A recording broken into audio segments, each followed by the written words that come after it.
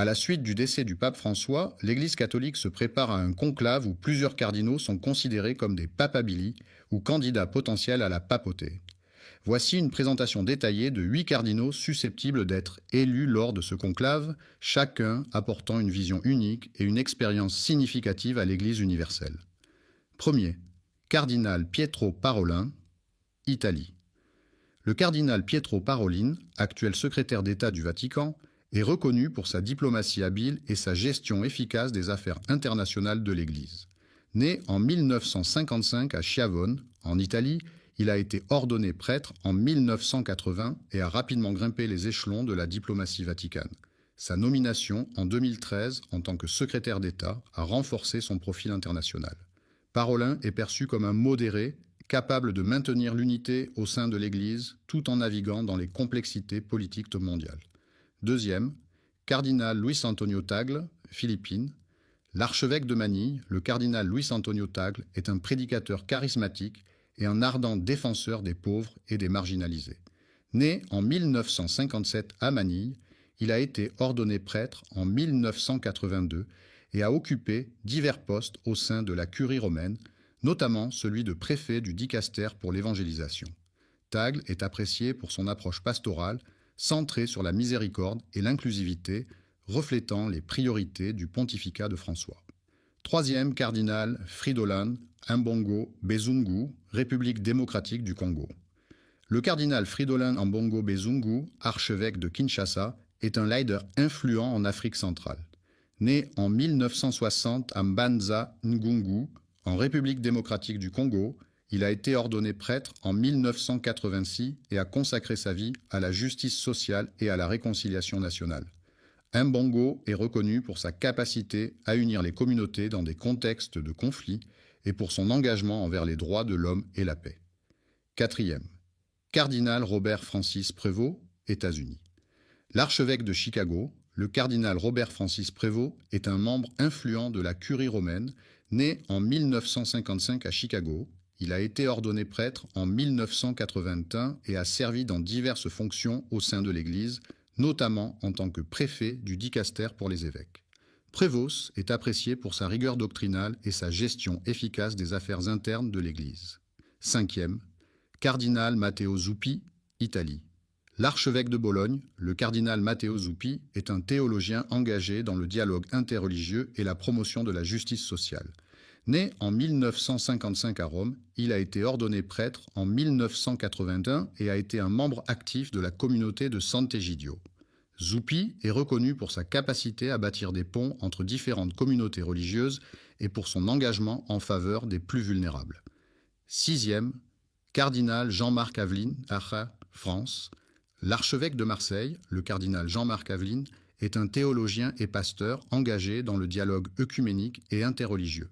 Né en 1958 à Marseille, il a été ordonné prêtre en 1984 et a occupé divers postes au sein de l'Église, notamment celui de président de la Conférence des évêques de France. Aveline est apprécié pour sa capacité à écouter et à comprendre les défis contemporains auxquels l'Église est confrontée.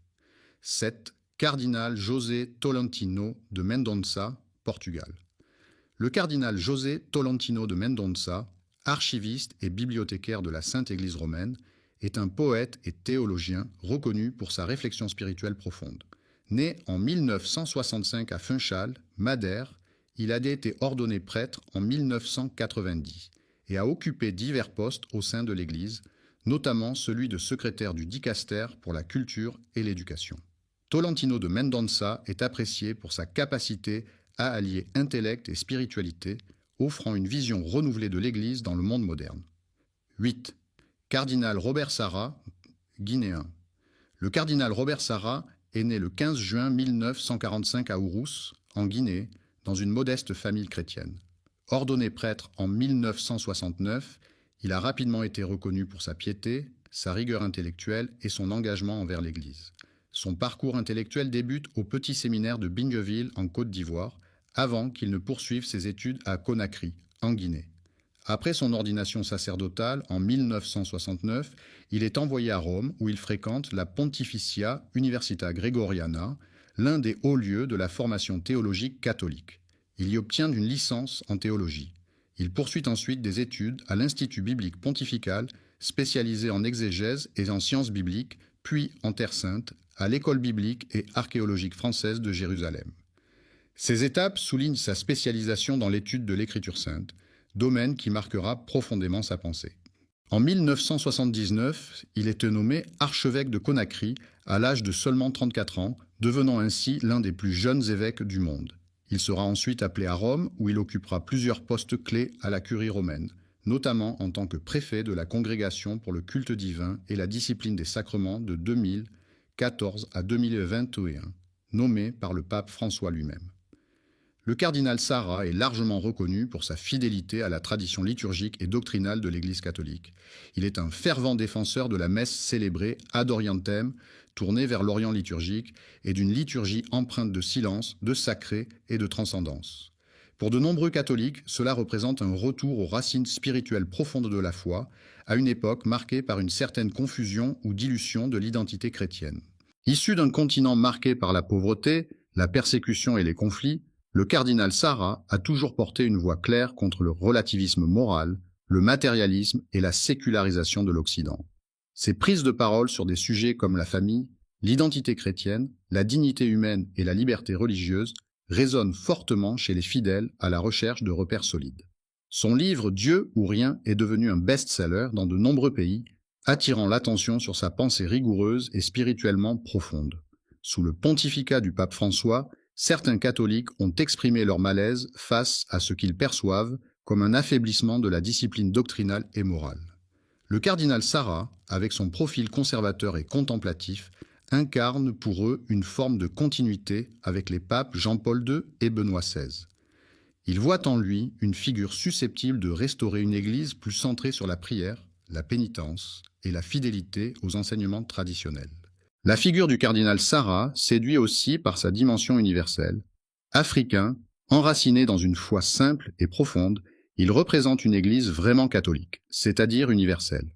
Son élection au pontificat serait perçue comme un signe fort d'espérance pour les Églises du Sud, tout en rappelant à l'Église occidentale l'urgence de se recentrer sur Dieu plutôt que sur les modes du monde.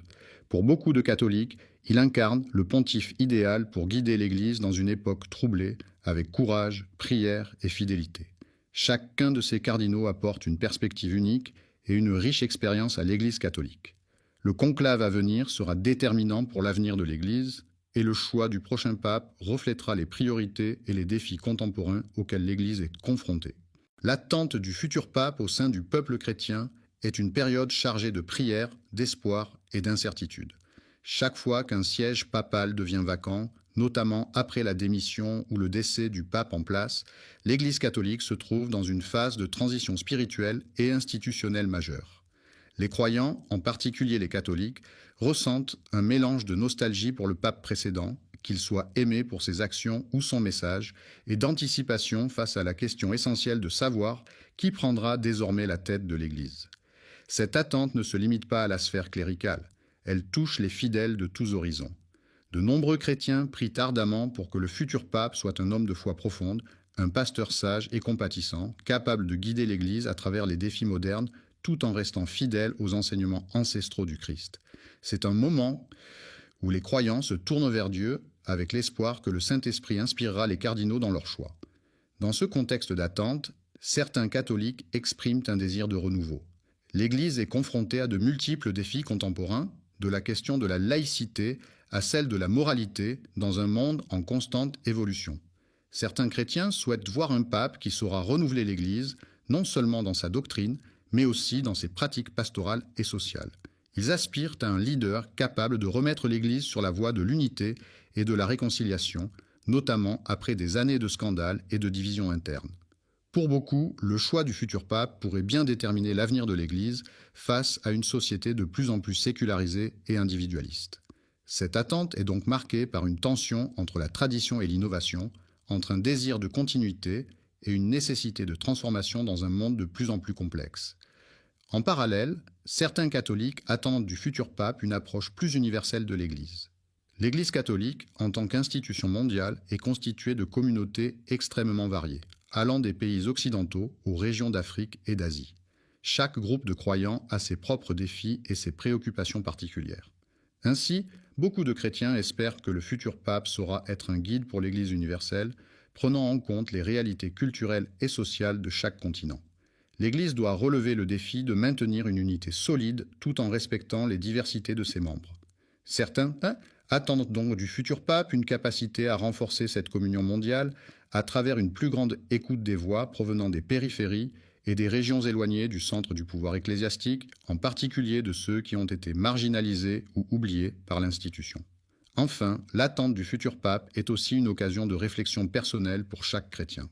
Les fidèles se demandent tant souvent quel rôle ils doivent jouer dans l'Église après ce changement de direction. Ce moment de transition est pour beaucoup l'occasion de réaffirmer leur foi et leur engagement chrétien, tout en cherchant à renforcer leur propre relation avec Dieu. C'est une période de prière intense où les catholiques se tournent vers le Saint-Esprit, priant pour qu'il éclaire le processus de sélection et qu'il guide les cardinaux vers un choix inspiré. L'attente du futur pape devient ainsi un moment d'introspection spirituelle pour toute l'Église, une invitation à se recentrer sur l'essentiel, sur la mission évangélisatrice et le message du Christ. Cette période de transition peut renforcer la foi collective unissant les chrétiens dans leur prière commune pour l'avenir de l'Église.